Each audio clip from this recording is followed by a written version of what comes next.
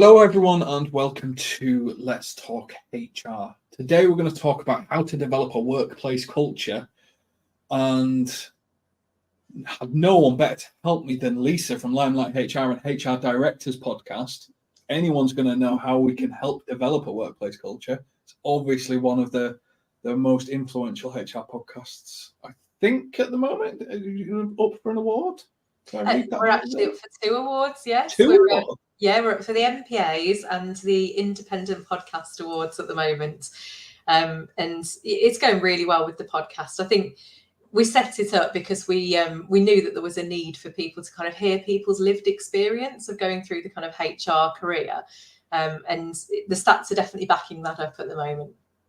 Yeah, there's so many stories. There's so many stories, isn't there, in terms of situations and stuff like that, and a lot of them probably do come back to the culture of the workplace and stuff like that. So it's a really good topic for us to be going through, and I think one of the things that is great about it is obviously there's 3 of you. You've all got different experiences. You all speak to different people. You're an L&D specialist yourself at Limelight HR, and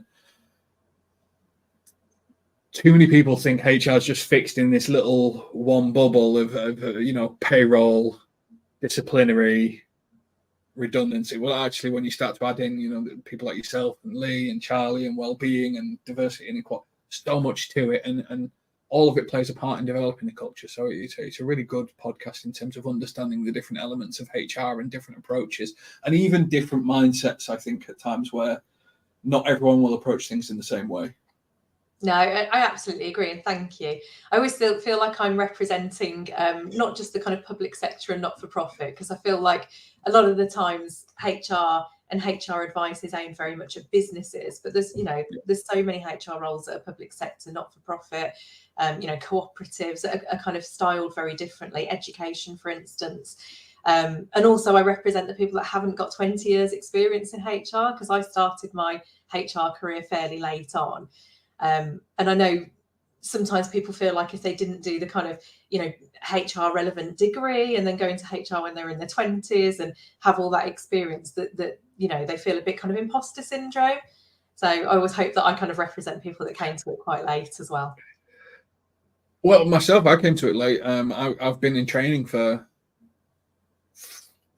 20 odd years, and only started HR specific training around about 8-10 years ago. So yeah, I came in quite late. I was in accountancy before that, which was Were you boring, but you're in accountancy.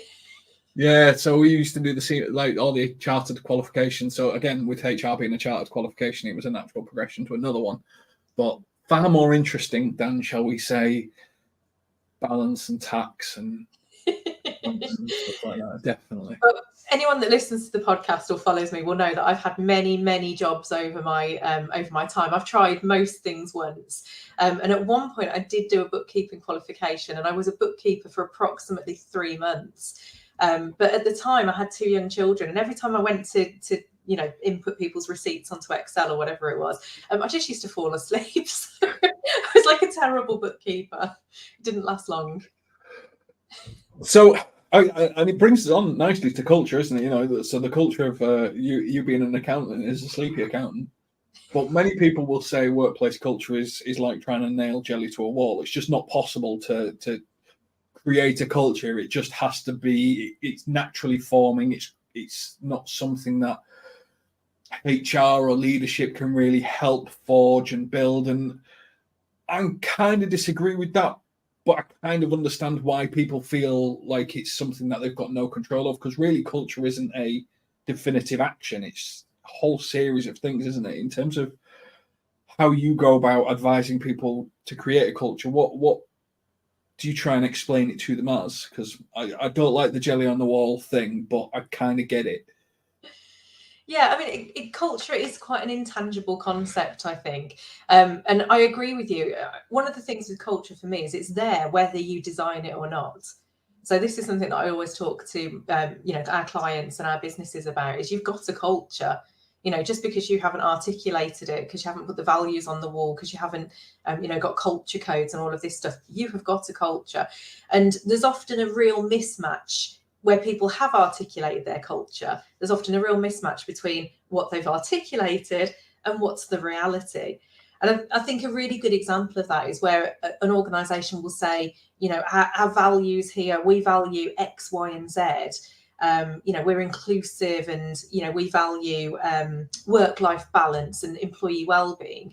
But then what you see is the people that are always getting promoted and the people in the leadership teams don't role model, you know, well-being and work-life balance. So actually, you know, they might say their culture is one thing, but if people that succeed there are, you know, working all hours, sending emails in the middle of the night, you know, that's not what their culture is. So yeah, culture, even when it is articulated, that doesn't mean that that's the reality. I mean, one of the main things for me when I think about culture and trying to understand it is exit interviews, I think, really give you the actual insight as to how your culture is understood as an organisation. Because Total Jobs in 2019 found 46% of people, in the UK left jobs because of the workplace culture. So you've got 50% of people leaving jobs practically because of culture. Yet so many companies don't do any form of exit interviews apart from, you know, have you given back your equipment and stuff like that. Yeah. Whereas if you really want to understand the culture of your workplace, in my opinion, I think exit interviews are probably that main way to understand what you're currently giving out a little bit more. What do you think? Yeah, I mean, I absolutely agree. I think there's a lot of different indicators that you can look at during the employee life cycle that can give you a good idea of your culture. One of the things that we work with clients to do is culture reviews quite often. So a bit of a case study, we recently worked with a client that had a huge retention issue. They had a very big turnover. They're only a smaller client, but I think their turnover had hit 40% in the last 2 years. And they knew from feedback from certain people and things like exit interviews, they knew that there was a bit of an issue, but they wanted some real intelligence and some real data to back up the strategy and the actions that they should take to improve their culture. So we did a listening exercise, a kind of culture review, where we spoke to a number of people that had left. I think we spoke to 15 people that had left. And then we spoke to everybody that was still there, and we did some listening groups where it was groups of people, and we did a bit of a pulse survey as well. And then we kind of pulled all of that together in a report and gave them a really intelligence-led, you know, this is what your culture is telling you. And actually, I think it was 70% of people were looking to leave in the next 2 years. Wow. So, you know, this is a huge business risk. It's a huge issue. And doing an exercise like that, I think, can be really great to flag up those risks, you know, that you've got to think about as a business.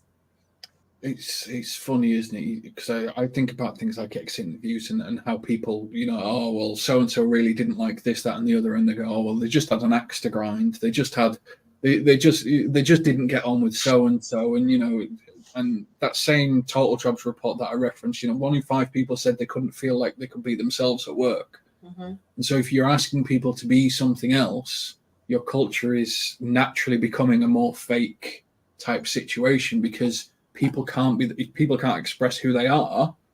They're having to express what they think the organization wants, and something like a culture review makes a lot of sense. You know, I think a lot of people believe culture starts at the top, and I agree. I think that leadership team is absolutely critical, mm-hmm. but they will only see themselves in their own bubble and light, and sometimes you really need to sort of dig into how other things are being perceived before you can sort of understand things.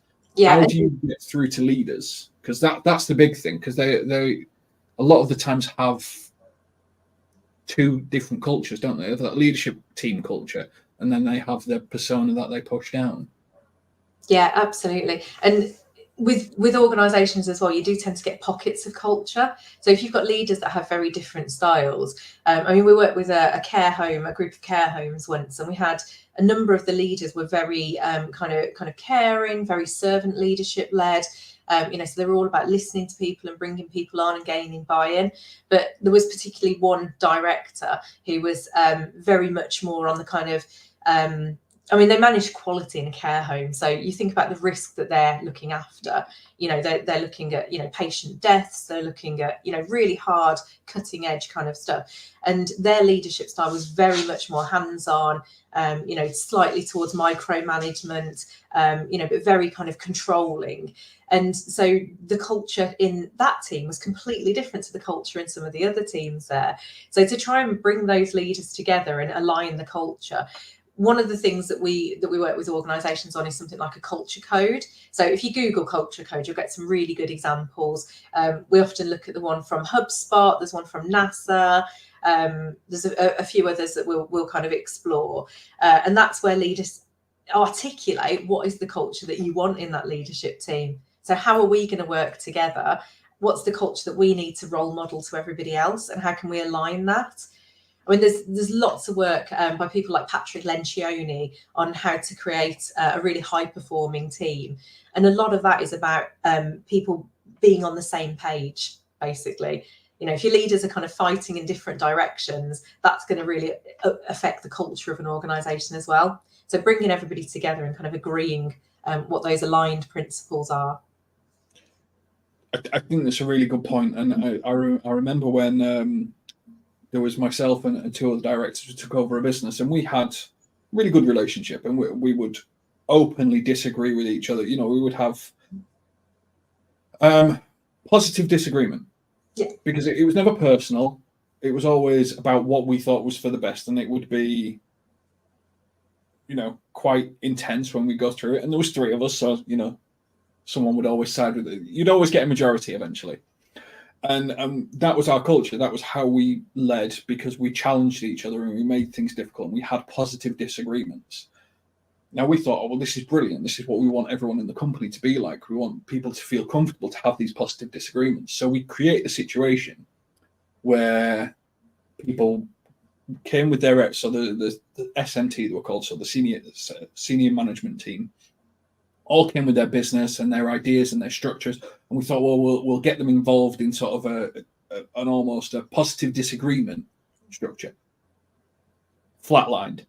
Wow. Like, they were so scared, because the culture that they'd been in previously, before we'd taken over, was a smackdown culture. Mm-hmm. So you get pushed down, and mm-hmm. even seeing us demonstrate our positive disagreement with each other, and it not being personal, when it came to them, they so wanted to make a good impression that actually they really didn't like it. So we had to go back 5 steps to go, how do we get them there?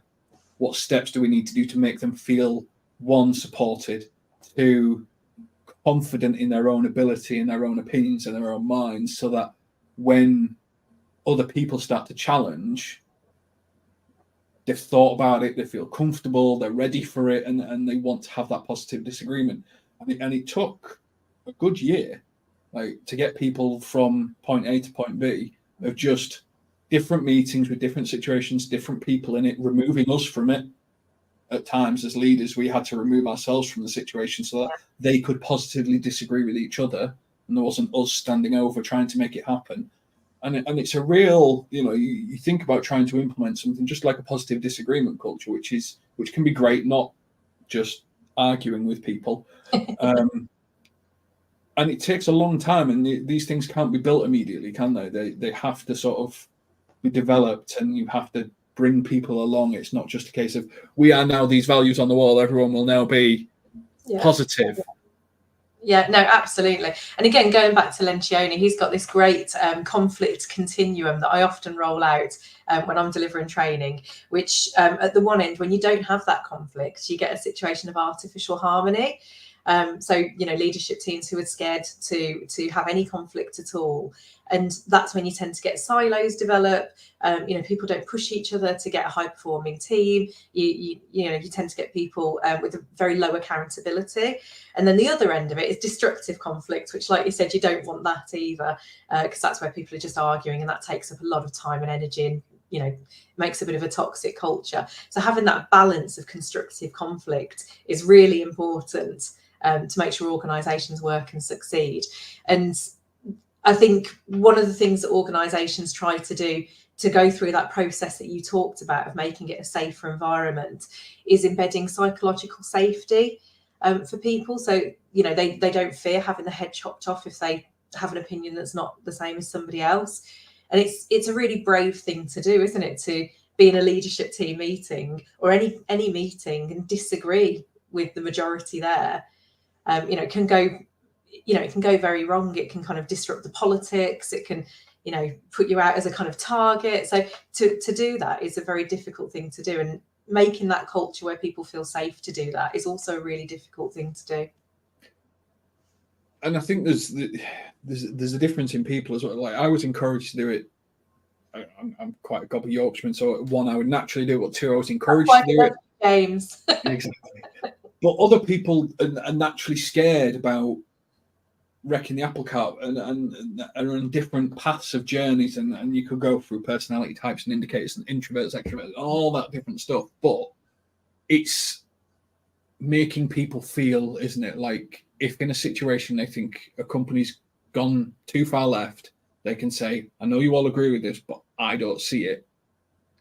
And then everyone thinks, well, actually, how can we help you either understand it or challenge our thinking, as opposed to just shut up, Derek. Yeah. We're doing this. And so many things can be better for a business if people can just have that ability to go, I don't see what you guys see here.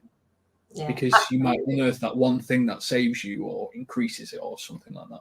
Yeah. And I think taking it down to kind of the thing with culture, and the thing with a lot of this is it's down to decisions that are made about little things every day. There's kind of the macro thinking of what do we want the culture to look like, but there's how does it impact every single little thing that you do. So a really good example of what you just talked about there is in meetings. Really often meetings are very broken in how they operate. One of the things that really bugs me is you'll often see the loudest people get to talk in the meetings, and people that are a bit more reflective or introverts don't necessarily ever get to talk in these meetings.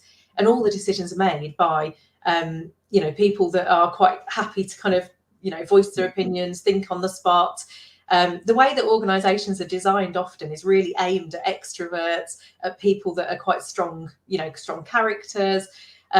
So actually designing a process like a meeting where everybody's view is heard, and it's expected in every meeting that everybody's view is going to be heard, just that one thing can completely transform what happens in those meetings and what happens in the culture. Completely makes sense. And I think sometimes it's the little unconscious things, isn't it? When people say something and the eye rolls, whereas if everyone knows they're going to have a voice, everyone knows they're going to be heard, everyone knows they're expected to say something with regards to what they agree and disagree with and what they think, what they don't think. Yeah.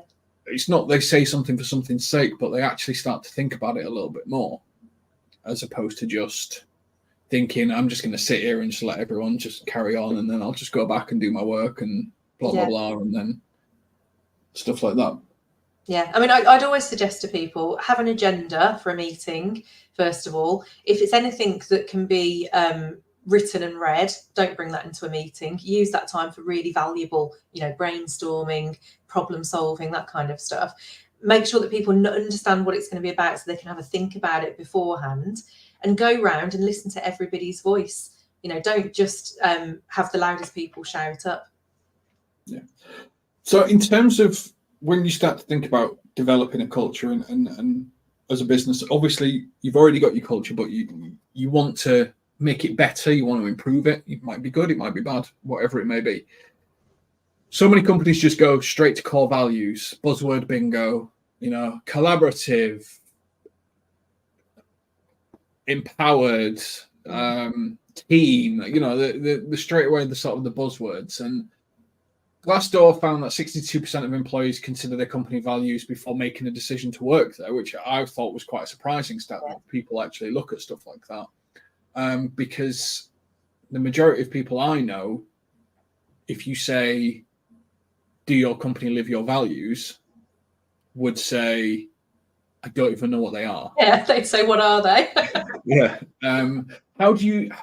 How do you start sort of developing that core with leaders and stuff? Because you do quite a lot of this work in terms of how do you go, right, we're going to pick some really positive words, or do you go, right, well, how do you want people to feel? How do you approach that sort of defining what these core values are. You don't just go, Google, give me some really positive team words, do you? Chat GPT, can you define my values for me? I mean, no, I would always take it back to the employees, first of all. And I'd say, what's the reality? Because you might have an idea of where you want the business, the organisation to be. You might say, you know, actually, I would love for us to be one team, and I'd love for us to be collaborative, and I'd love for us to be innovators. But if that's not the reality that the employees there are feeling, you know, you are just slapping a load of words up on a wall that nobody really cares about. So taking it back to the employees and doing some work with employees to say, what does it feel like to work here? And it might be that right now, you know, it does feel like, you know, a certain way. It feels supportive, but you'd love for it to be innovative. You know, have those values, articulate what it feels like now, and have some stretch goals in there.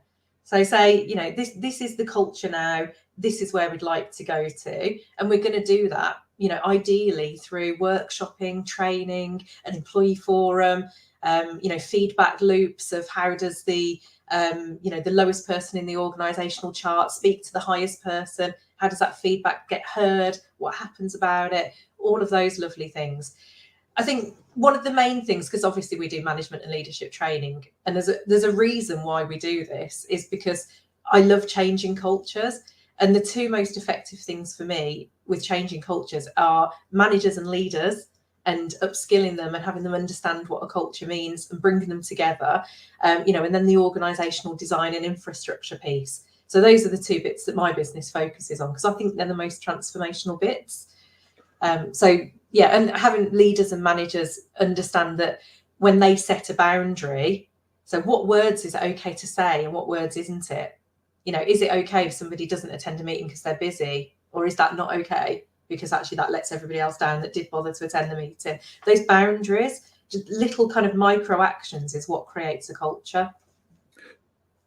And I'm going to go back to the sort of the point that you just made without even thinking about it, which was, you talked about continuous feedback loops. How does the lowest person speak to the highest person? How do you ensure that you're doing these on a regular basis? You know, this isn't an annual survey. You don't create a culture by smashing out an annual survey once a year to go, do we live our values? Score 1 to 5. You know, what Lisa's pointed out here is you create, if you're trying to build a culture, if you're trying to define a culture, you do numerous actions on repeat. You live the values that you're trying to do. You try to ensure that different stress points within the year, because no business is just flat 12 months of the year. They'll have different stresses, different points.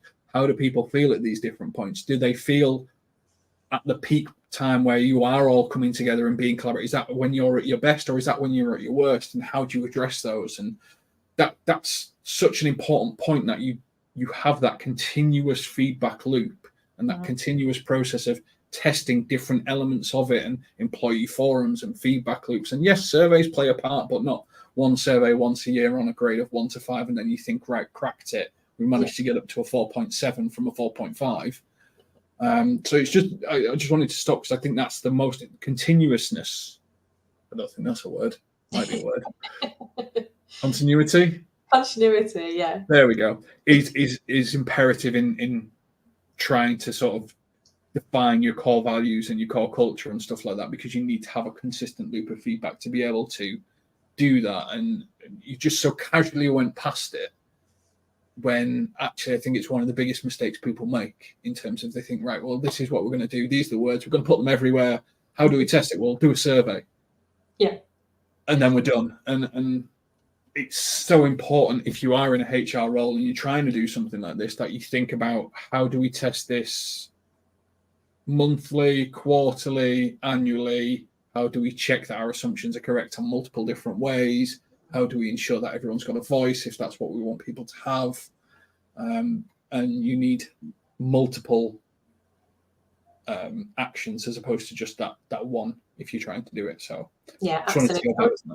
We do lots of diversity and inclusion training, because my background was working in a social justice charity / college with people from disadvantaged backgrounds. So it's something that I'll regularly go and work with organisations on, trying to embed diversity and inclusion. And when you talk about an inclusive culture, one of the most important things is what are you allowed to say and what are you not allowed to say? What behaviour is tackled and what behaviour is let slip?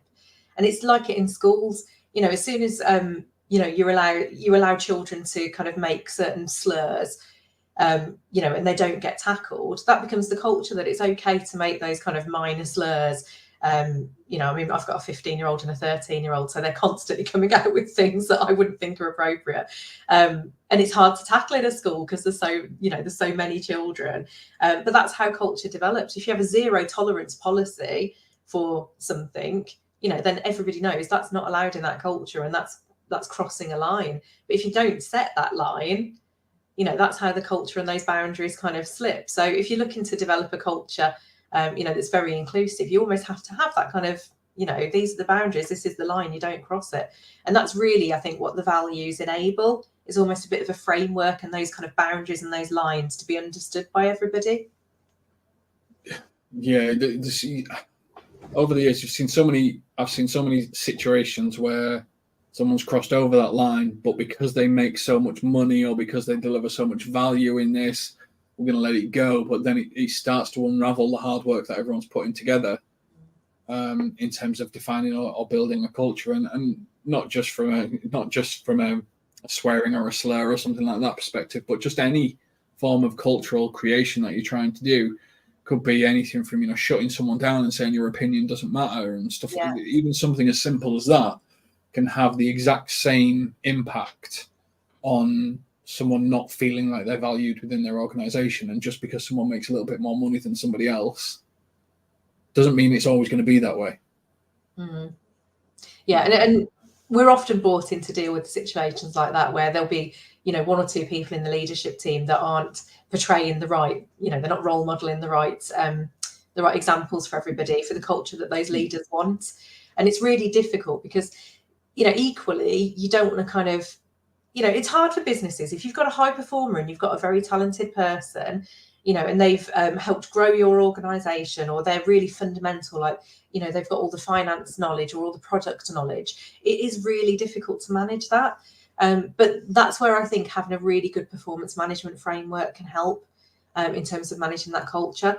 So I developed one. I worked with an organisation a while ago, and we did a big cultural change programme. So the culture was very toxic when I went in there. The engagement scores were very, very low. I think 17% of people trusted managers at that point. And in 18 months, we did a kind of cultural change programme, which did involve embedding the values, embedding those feedback loops, and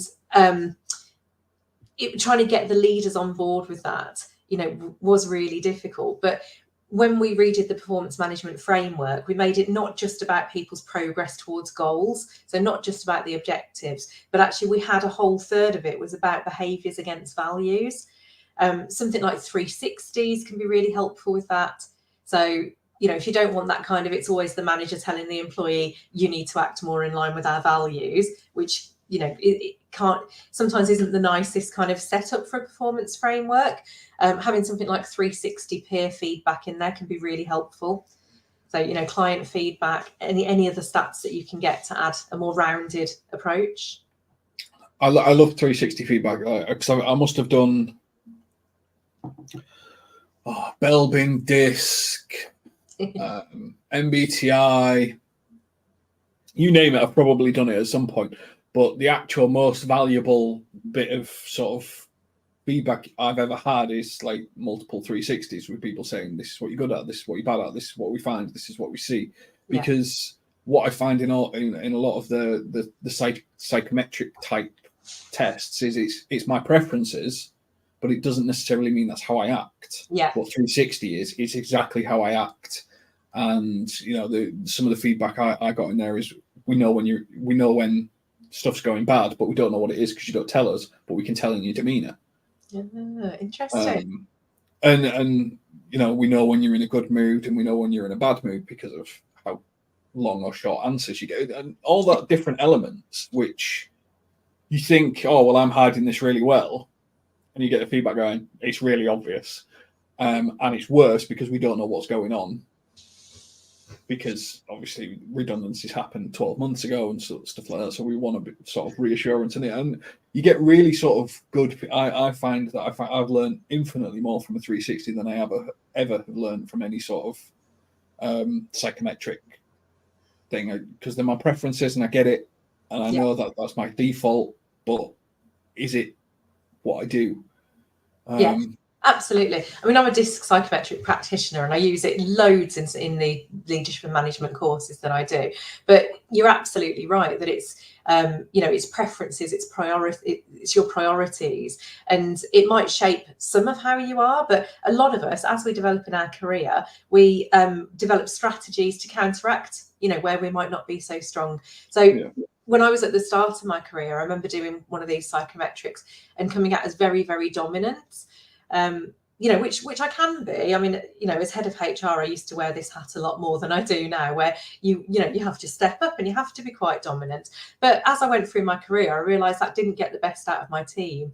As I started to manage people, I realized actually, I need to listen to people a lot more. I need to tone down that side of myself. And sometimes I'll write emails, I'll always reread them, and generally I'll tweak it to sound a little bit nicer because it's quite blunt, just because naturally that's kind of how I am. But to work with me now, I don't think you'd see that side of me very often, because you come up with coping strategies, whereas, like you said, the 360, if you've ever done the Johari window exercise, that's a model. So if you Google Johari window, it'll tell you all about it. But it's a model sometimes we do in leadership training, and it basically says there's things that you know about yourself, there's things you and others know about you, there's things that only you know about you, and then there's things that you don't know, only others know about you.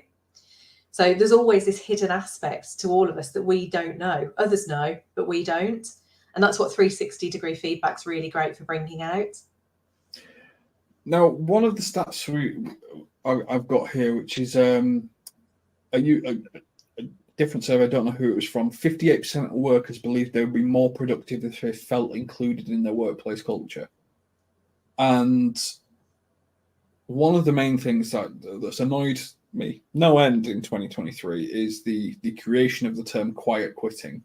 Yes. Which is people doing their jobs and doing what's expected of them, but because organizations want them to do more or no extra pay, they will then give them these negative labels and say that they're quiet quitting and etc., etc. And I find that this stat, 58% would believe that they'd be more productive if they were part of the culture and that they were consulted on the culture, demonstrates that sort of push towards trying to enforce people to do things via negative labels and stuff. How do you start to collaborate and communicate sort of an inclusion in a culture, as opposed to just trying to hit people with a stick to get them to do more? Because I get businesses are under pressure. I get businesses need you to do more potentially at times because you might have lost a client and stuff like that, and you may need more from people. But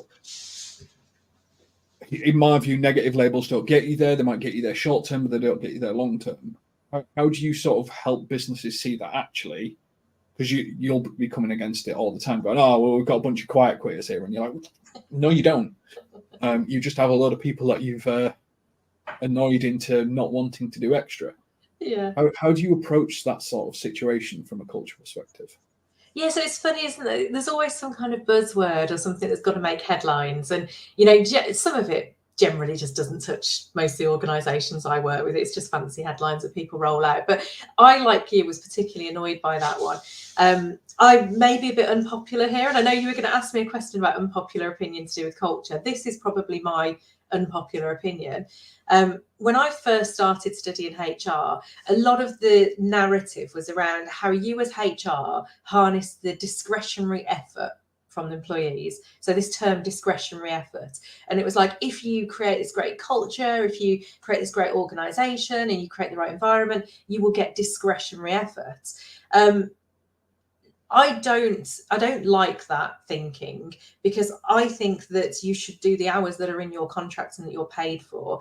It is a ridiculous amount of unpaid overtime that we do now. I mean, crazy amounts. Almost everybody I work with is working evenings, weekends, working through lunch breaks every week. And when you start to tot up you know, the impact that that's having on people's lives, that it's having on people's families, you know, divorce rates, you know, looking after children, just work-life balance, you know, wanting to actually live your life. You know, people are kind of stuck in this rat race of, you know, unpaid overtime, and I don't agree with it at all. I think it's fine when there's peaks or troughs. I think flexibility works both ways. So, you know, in my business, we have peaks, and, you know, my team do a little bit more. But, you know, I give unlimited annual leave, and I'm like, you know, it's flexible. You don't need to tell me if you're going to the doctors. You don't need to tell me if you know, got a nativity play you need to go to. It works both ways. But yeah, this quiet quitting, so this name for people that are only doing what they're paid for, you know, how does that make any sense? I love the work of Perry Timms on this. So he's written a few books, one of them particularly The Energized Workforce. And his concept is that your workforce is a battery. And if you're constantly going for that discretionary effort, and you're constantly trying to get people to go over and above or do unpaid overtime, what you're doing is burning out your workforce.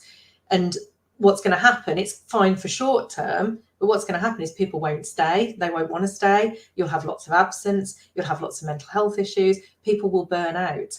And we're seeing that now. I mean, today in the news, they're talking about a mental health and wellbeing crisis. Yesterday, the CIPD put out a stat that absence is the highest it's been for over a decade right now. You know, and this is because people throughout COVID and throughout the last couple of years have had to, you know, do more and more and more, and then companies aren't taking that away. There's so the best example I can give is my wife works for the NHS. I think during COVID was working 12, 14-hour days constantly every day.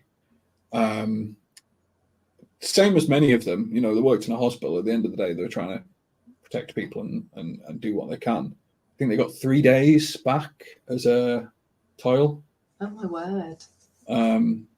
Or as pay for the overtime, and some people did crazy. You know, people were living in the garages, not seeing their family just for the benefit of others, and just 3 days back. Now I get the NHS has got this, and people are burning out left, right, and centre there at the moment. It's like you can see it all over the place in terms of people are just sick, struggling, haven't recovered, because there's not been that gap.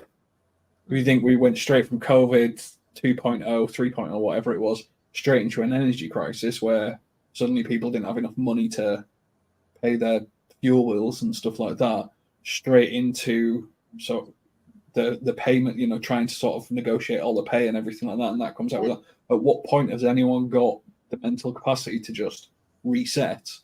Just hasn't happened. And so it's really discretionary efforts, one of those interesting things where for a lot of people they can say no because they don't have the guilt. And what you've seen a lot in the healthcare sector, so this is both NHS and health and social care I'm seeing at the moment as well, is people are guilted into carrying on. I see it with the charities I work for. I think it's such a good point. And I know of one company that's saying we can't let you take your holiday, but we will add it into the days that you don't work. So if you know, we'll say that you've worked 7 days even though you've worked 5, and they're missing out on basically the holiday pay on and a block of holidays to actually reset and recuperate properly, because they're just fudging the figures around because they don't want to pay for agency staff or they don't want to pay for cover because they want to make as much profit as they can as potential owners and stuff like that. And there's loads of dodgy stuff going around at the moment, and a lot of it is in the what I refer to as the guilt sector, where discretionary effort because you're helping people that need it, and it's a real shame. And then obviously in the corporate sector, quiet quitters. You're a quiet quitter if you do something that's for your own benefit or for your own mental health, which is a real shame. And I think if you're trying to create a culture, understanding the negative labels that are used within your business and how they're used and why are they used is really interesting exercise to do.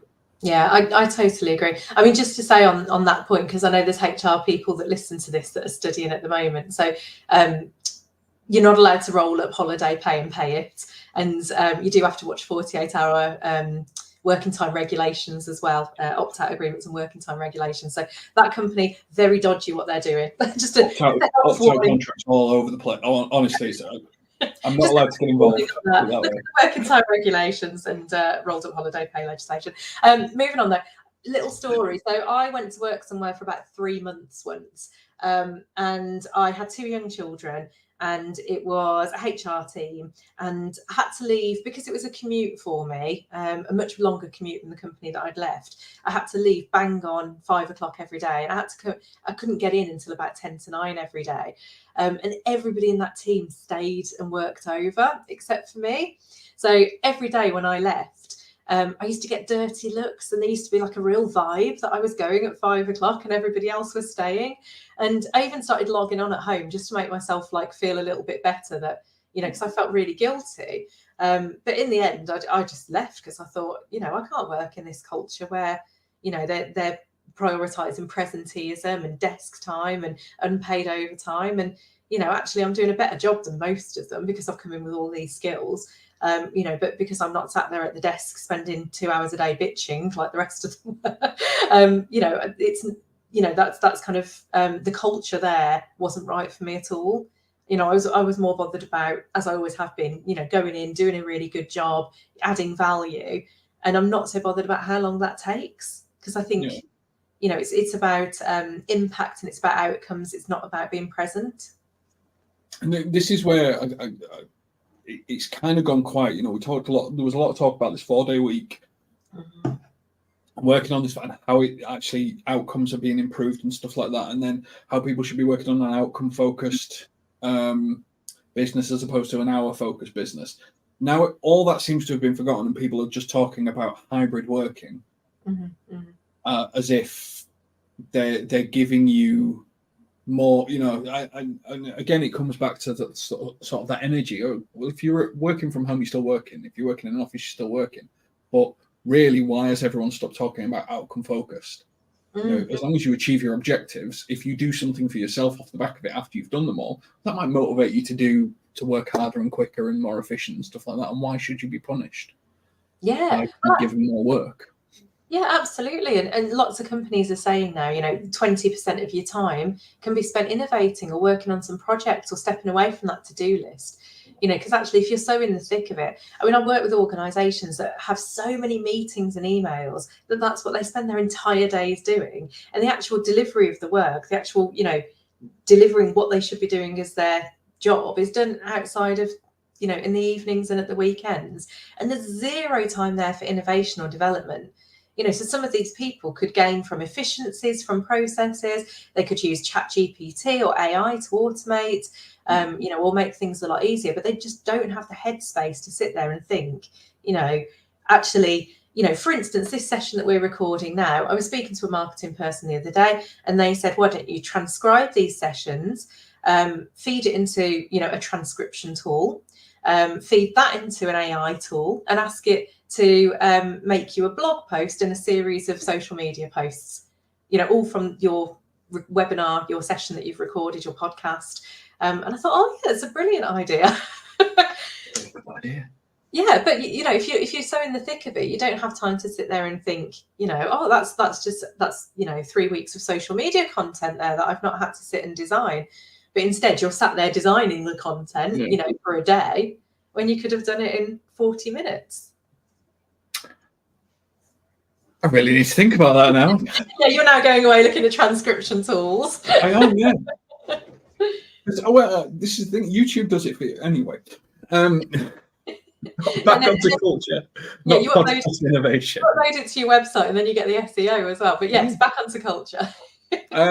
Now, one of the biggest, obviously, we talked about quiet quitting, negative labels, talked about things, but overcoming pitfalls and challenges. A lot of the time, I find when you're trying to implement and trying to build a culture, all it takes is a bad month for the business or a loss of a contract or something like that, and people will revert to natural type, because change is, as they say all the time, you know, when people are trying to lose weight or they're trying to do some training, you need to do it on repetition multiple times over. It needs to be this thing that's on repeat. Now, culture is not something that you can repeatedly do. gives you opportunities to demonstrate the culture you want multiple times, but you can't say, right, today I'm going to get up at 6 a.m. I'm going to perform some culture. You get challenged and opportunities to create culture. So how do you overcome those challenges, and what are the sort of pitfalls that you think of when trying to create a workforce culture that can help people go, okay, well, actually, I can challenge up appropriately, I can challenge down appropriately, I can sort of do this. How do you approach that sort of situation? Yeah, and it's really hard because organizations are not stagnant. You hit on this earlier when you said, organizations, there's going to be stressful times, there's going to be difficult times. I mean, we often do redundancy programs. I'm designing one literally today is something I'm working on, is a transformation program that's going to reduce a workforce. So how do you maintain culture when you're doing something like that? How do you kind of soften the impact? And it is really difficult. There is always going to be things that are going to impact the culture. I worked with one client who had a very long-serving workforce. Somebody new came in as the kind of MD, and unfortunately, due to behaviour, had to exit a few very long-serving employees, and that really damaged the culture, because people saw their people that they've been working with for 10, 15, 20 years exit the organisation, not in the best way. So, how do you then bring the culture back? The most important thing for me is that feedback loop. So it's having transparent, consistent processes where you are listening to the employees, and it's not a one-way street. So it's great to listen to employees, but you've got to have a kind of two-way form of communication, and there's got to be things that happen from it. So what's worse than not doing an engagement survey is doing one and then never talking about it again, or never doing anything from it. So you've got to kind of have, I would always say, some kind of employee forums, some network groups, somewhere where people can meet and they can talk about what they're feeling and what's going on in the organisation. You've got to have somehow that gets up to the senior leadership team, and somehow that responses get back down, ideally from leaders themselves going and talking to employees, and then for the people that aren't in those groups, some kind of pulse survey, some kind of way that they feed into the groups, some kind of app where they can choose a smiley face or a frowny face, whatever it is. I would say have something that's constantly giving you that temperature check of how people are feeling. When I first started studying the CIPD, one of the first things that we read about was, and I think it was Ford Motor Car Company, and I can't for the life of me remember the researcher, but they did an experiment where they went and spoke to employees about how they were working in their environment. And I think the employees said something like the lights were too bright. Anyway, they went away and they didn't do anything with that information. But just the fact that they'd listened to employees made engagement and productivity on that bit of the production line increase. So even sometimes when you can't do anything about it, you can't do anything if there's a restructure, you can't do anything if you've had to exit an employee. But if you're listening to people, it naturally will make the culture better and stronger. There's a really interesting report done by Deloitte, which is they talk about how purpose plays a really important part in overcoming challenges and pitfalls, especially when you've got things like redundancies and stuff like that, especially when you're exiting long-term employees. And what the report kind of says is, if people can understand the purpose of the business and the reason it's making its decision, and there's that level of transparency around it, then people are more engaged with the culture, they're more engaged with what you're trying to do, they're more engaged with the vision of what it is. It's not just seen as, bosses are cutting staff so that they can make more money for this or anything like that. I think purpose and vision have a lot to play in it. Yeah. And a lot of the time people will just talk about culture being all the soft things and stuff like that. But actually, think about your business. What's the purpose of it? What are you trying to achieve? And how does everyone play a component part of that so that they know why it's important? And I often found that people understanding the purpose and what you're trying to achieve and who you're up against, and just that level of transparency of going, well, this is why what you do is really important for the overall picture, makes such a significant difference in terms of when things go wrong, because they know how important their part is. And so they're more likely to stay engaged. And this doesn't mean stealing energy from them. This just means them going, okay, well, they understand. Yeah. Therefore, Yeah, there you go. Yeah, absolutely. And purpose is, probably one of the buzzwords that's come into play in the leadership field after COVID. People are looking for purpose. People want, whatever organisation they're working for, they want to see that it's got a wider purpose. Daniel Pink does some great work on this in terms of employee motivation. Autonomy, mastery, purpose, I think, is his model for motivating employees.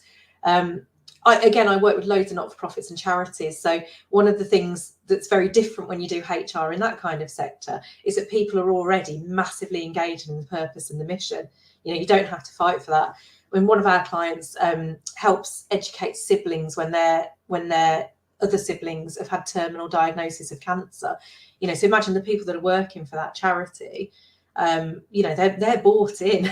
Their purpose, the reason they get up every day, the reason that they, on a bad day they don't quit, is because they know that what they do makes massive impact on people's lives. Slightly harder to bring that in some of the private sector companies, but I think it's always there.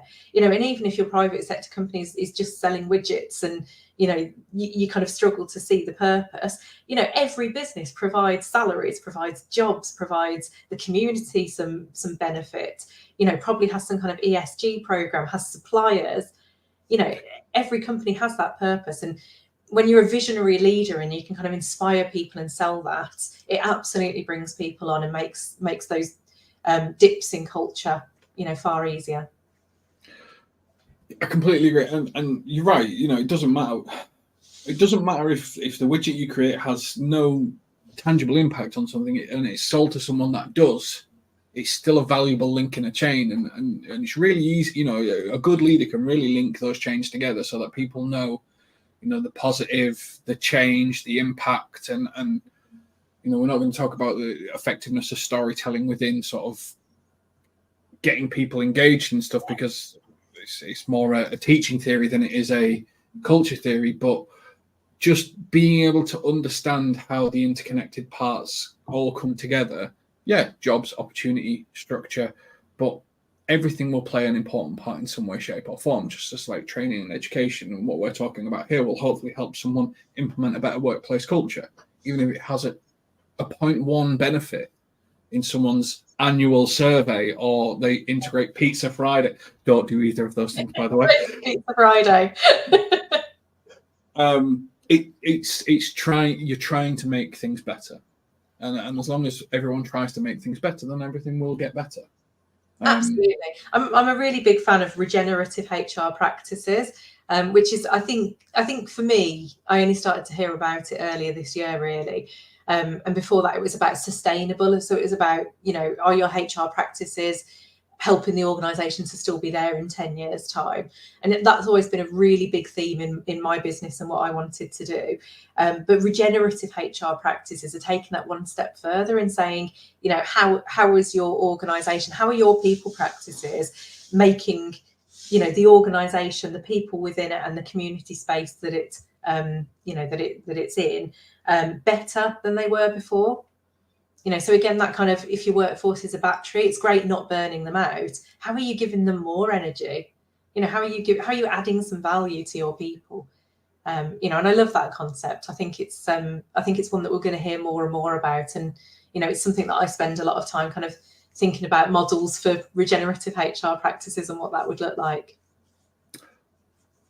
I like the term regenerative HR practice. I can't say it really easily, but I like the term. It comes from farming. So if you think about soil, if you exploit soil, you can just grow one crop. If you make the soil sustainable, you can keep growing crops. If you regenerate the soil, you can grow different crops and better crops and, crops for years to come. And I think, sort of just rounding us out, I think what we've tried to put across today is, when you're trying to sort of build a culture, when you're trying to sort of create that culture, when you're trying to sort of manage that culture, a lot of what we talked about is qualitative, not quantitative. And it becomes really easy to go, well, let's look at the HR data, let's look at this bits and pieces of information, let's look at this, let's look at the number of people that have left the organization year on year to see if it's gone. Yes, you can put some quantitative data around it all, but really culture is a qualitative, it's a person-to-person type of experience. And this is something where you can't fix it with AI, you can't fix it with a spreadsheet. It's not as simple as that, because situations can create culture, and it's something that you need to be measuring on a regular basis with people, listening, talking, communicating. It is not something that a spreadsheet can fix. It's not something that you can measure elements, but really it needs to be, if you're trying to build a culture, it has to be something that people live, breathe, feel, can articulate to anyone. If you've got, for example, the receptionist explaining the culture of your organization to another CEO who walks in to see your CEO, can they articulate it the same way as everyone else? And believe it, and sort of give that feeling of this is who we are. That's kind of what culture is, which is, again, I've gone back to jelly on a wall type thing. Oh, there was a great quote I was going to bring in, which is, culture is how employees' hearts and stomachs feel about Monday morning on a Sunday night. And that's from Bill Markline. But I like that. Yeah. Yeah, you So know, there you have it. How do you feel on a Sunday night?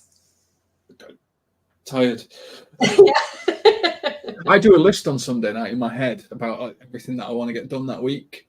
And this might just be, and I've always done it. So I take sort of pre-evening, and I start to think about everything that I'm going to do that week, and I start to plan where I'm going to do it in my head. And it's something I've always done, and it's sometimes it's helpful, sometimes it's really not. Sometimes you're stressed out before you even go to bed on a Sunday. I save that to a Monday morning. I'm like, no, not on a Sunday night. I used to do, when I was employed, I used to do all my emails on a Sunday night. So I knew I'd come into work on a Monday morning and be ready for, that employee issue that would definitely kick off on a Monday morning, or, I know that I wasn't behind, but I don't do that anymore. No, I've got my own business. Reply to everyone on a Tuesday, just give Monday to yourself. Yeah, just ignore emails. No. There was a 7 pillars of culture model as well. So if anybody wants to do a bit more reading, Chris Dyer has a book called The Power of Company Culture, and that's got a seven kind of pillars. So 7 areas where you might focus: transparency, positivity, measurement, acknowledgement, uniqueness, listening, and mistakes. And I think that sums up a lot of the conversation that we've had today. But just if anybody wants to do further reading. Oh, and there's a few, we've got Shine's 3 levels of culture, which are built within the qualification. They're actually part of the assessment for the level 5. And I roll that model out in every session that I do about culture. I roll that model out. It's brilliant. And then we've got McCullen's human motivational theory, Hofstede's cultural dimensions theory. So all of these that you can find in the learning path, either if you're level 3 or level 5. But Shine, it's directly asked that you look into their model, and all those are available, obviously, as well as Dan Pink's, is it greatness theory, that one's called, actually, that you mentioned earlier? Daniel Pink, it's a YouTube video that I usually watch on it. So if you Google Daniel Pink motivation theories, there's some very short YouTube videos, but he's got some brilliant ones as well. He's one about timing, when to ask for a pay rise. He analysed when was the best time to ask for a pay rise. I think it was a Tuesday morning at 9:30. So he's got a whole theory about everybody having different timings that work well for them when they have more energy. It's Tuesday today. Can I have a pay rise, please? If I could give you one, I definitely would. Thank you very much for Lisa at LTHR for joining us. Limelight. I'm reading it there going, is that Lime Elite? No, it's not double E. Limelight HR Directors podcast. Make sure that you check into those where they talk about actual situations as opposed to just theories and structures as we do here. So make sure that you tune into that to get more information on that. Thank you very much for joining us today. This has been workplace culture, and good luck in implementing this in either your studies or within your current workplace. Thank you very much and take care. Thanks, James.